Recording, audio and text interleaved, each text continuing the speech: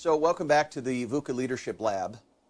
We're calling this the Vuca Leadership Lab because what I've done is open up an inquiry, given the current reality of the economic downturn and the coronavirus, on what can be done and what can bring forth the best leadership that we need right now from so many domains.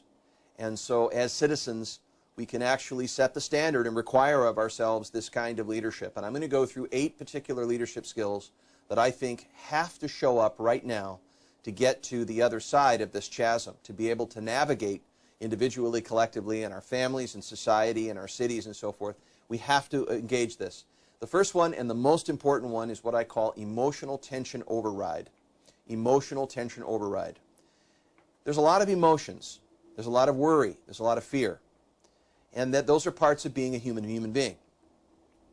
But if we feed those things, if we start to predominantly act from that standard of reference, from the emotions of it all, then we're taking a more reactive stance into the situation. When emotional tension becomes more dominant, we tend to look for solutions that we close off and ignore possibilities to. Is we narrow our focus in and we only focus on the things that will help us get out of survival or scarcity and remove this emotional tension so we can get rewards, feel better, get satisfaction. We'll find the cure, so to speak. And oftentimes this is so limiting because we have to rely on things we already know, and yet the dilemmas and the situations we face, the disruptive changes, require new levels of thinking to be able to solve the problem. As Einstein said, we can't solve the problem with the level of thinking that causes it. So emotional tension override means we move from this to what's called structural tension, which is seeing current reality just as it is, seeing our feelings and emotions just as they are, but establishing a principle of separation between what is going on and how we feel and ourselves. There's a creator and there's a creation, and it gives us objectivity to be able to have our experiences with a devoted attention, but not be caught in the reactivity of our experiences. So is this just calming down? No, it's really not. It's keeping a very key skill in mind of not feeding the emotional tension, but knowing it's there. We have to experience it. But what we can do is shift our attention to what we want to create and start making decisions from a more dominant source, which is, what do I want to have happen here? Or what is really being asked of me here? And there's a sort of override that happens, a more positive sentiment moving something into what we really care about and occupying action based on what we're really caring for the other, caring for what is needed, caring for what is important here, and then drawing on that kind of intention to crystallize our actions and move, act, learn, and then continue to adjust. The second one is what I call embodied listening. And embodied listening is not just active listening. Active listening is kind of repeating back what someone says.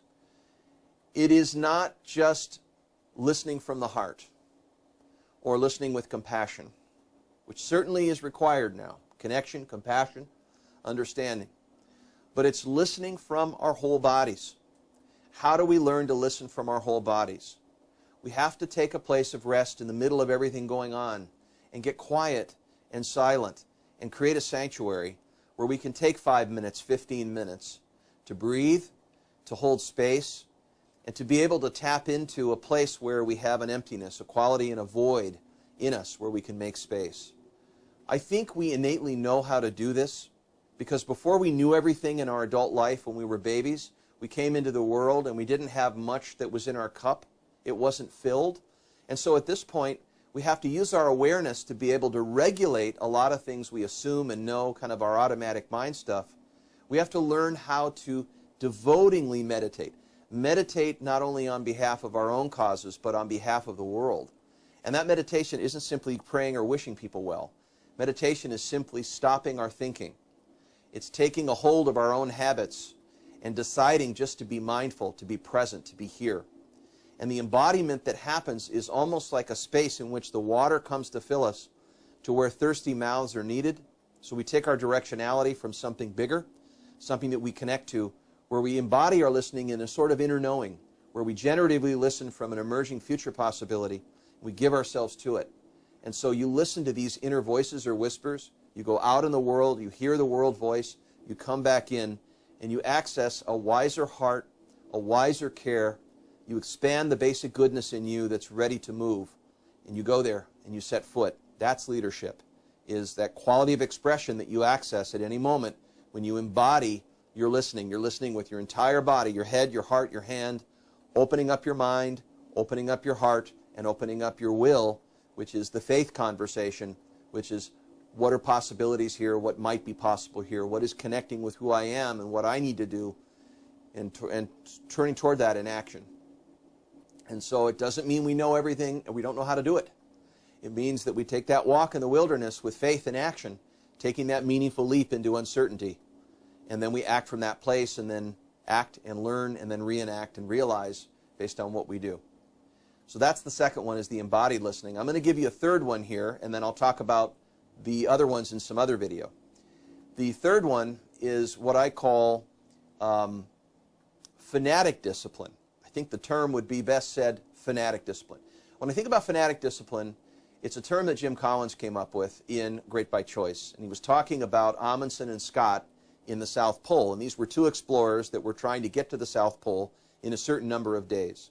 One of them was exquisite at the sled dogs and became excellent at one thing, while the other was planning all these contingency plans and didn't really master what needed to happen. But there was one thing in particular that Collins pointed out, and he calls it the 20-mile march.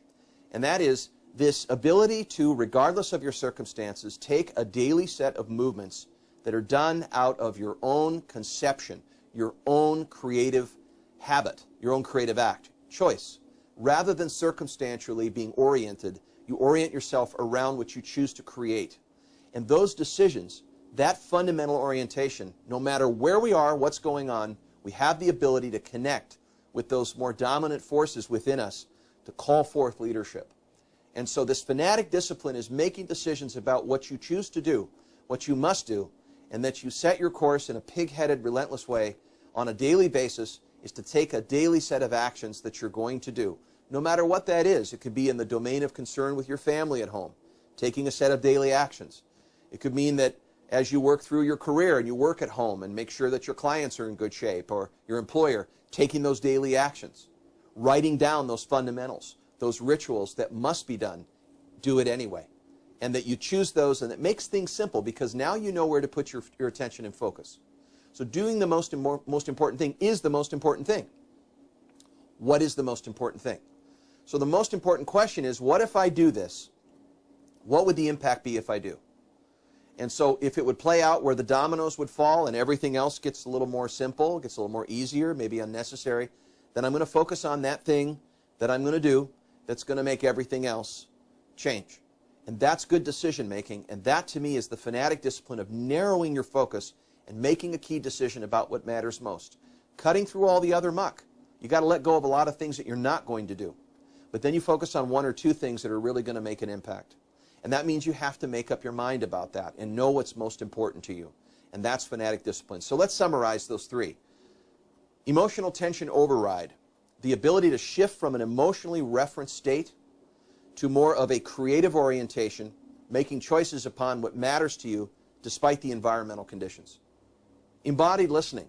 The ability to kind of presense what an emerging future possibility wants of us and step into it with alacrity and willingness to go forward, and then test that out as we're going along to see if our listening brought forth the right course of action, so we're willing to say yes to it and then figure out how. Ready, fire, aim.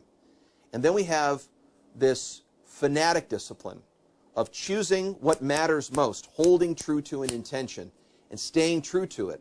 And that builds a level of offense, and that's our best defense, is focusing on that one thing, is what really matters most to me right now, and choosing that. That is the essence of priority management. That is truly where leadership is making those hard decisions and then letting go of the guilt and not being at issue of the things that you're not going to do, and get over it and focusing on what you are going to do. Fanatic discipline, embodied listening, and emotional tension override. Three key essential skills in a VUCA leadership world. That is where we are right now. These three are so essential.